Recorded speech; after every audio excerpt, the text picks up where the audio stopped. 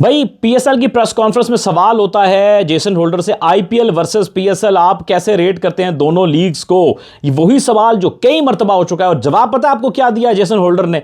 जवाब सुनने के लिए जरा वीडियो को देखिएगा और आप भी हैरान हो जाएंगे उस जवाब से। तो ये अक्सर बात होती है, ये पता नहीं क्या मसला है कि भाई विराट और बाबर के comparison, Pakistan versus India, IPL versus PSL, पता नहीं क्यों इतने बार सवाल होते हैं फिर भी पूछने वाला पूछने से बाज नहीं आता। ओपिनियन आपकी जानते हैं, आप कहां रेट करते हैं आईपीएल और पीएसएल के कंपैरिजन को लेकर, दोनों लीग्स को कहां रेट करते हैं, अपना ओपिनियन दीजिएगा देखने वाले दोस्तों।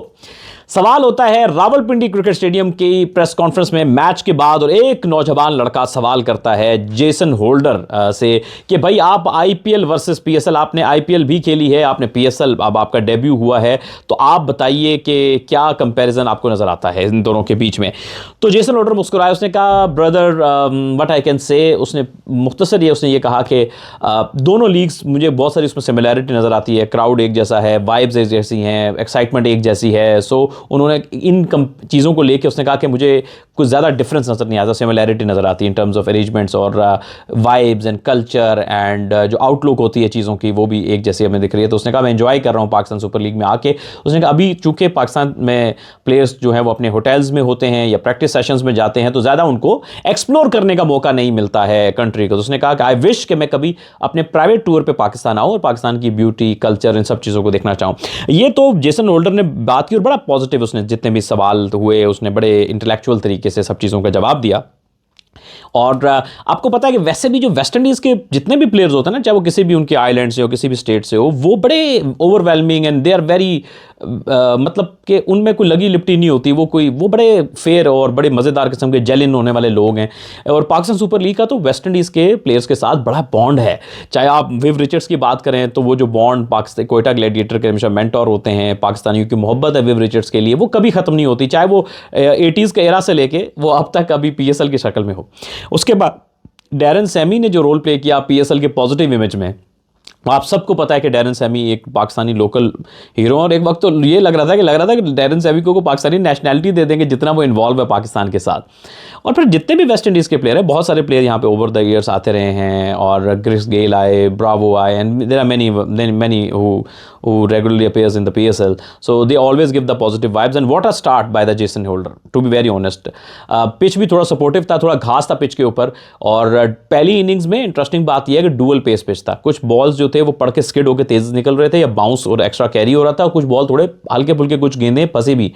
तो पहली इनिंग्स में थोड़ी बैटिंग मुश्किल थी, बॉलिंग भी बहुत अच्छी की, और जेसन होल्डर की जो स्टाइल ऑफ बॉलिंग है उसको बहुत सूट किया पिच के। वो आते हैं जगह पे गेंद करते हैं तो एक्स्ट्रा बाउंस लेते हैं, और उन्होंने बहुत अच्छा यूटिलाइज भी किया। एक तो मोमेंट था कि वो हैट्रिक ऑलमोस्ट होते होते जेसन होल्डर की रह गई, वो जो आखिरी अपील थी आउट होने की वो नहीं हो सकी, लेकिन 2 पे 2 आउट किए जेसन होल्डर ने।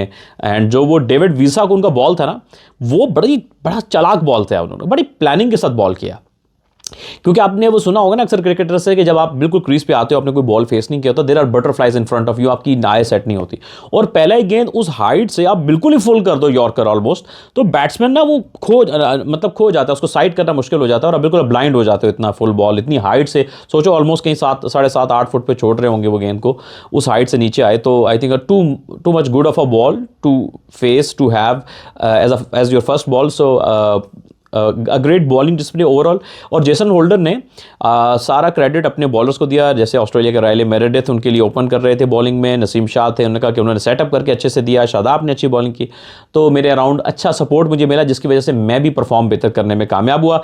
बल्कि एक सवाल ये होता है कि अभी तो बॉलिंग आपने कराई, पीएसएल में हाई स्कोरिंग वेन्यूज़ भी होते हैं, तो बैटिंग के हवाले से आप क्या कहेंगे कि जौहर दिखाने के लिए तैयार हैं? तो उन्होंने कहा कि यार thankfully today I don't have the opportunity to bat because we are main batters played so well. Pakistan United ने आपको पता 2 विकेटों के नुकसान पे इसको टारगेट चेस कर लिया था।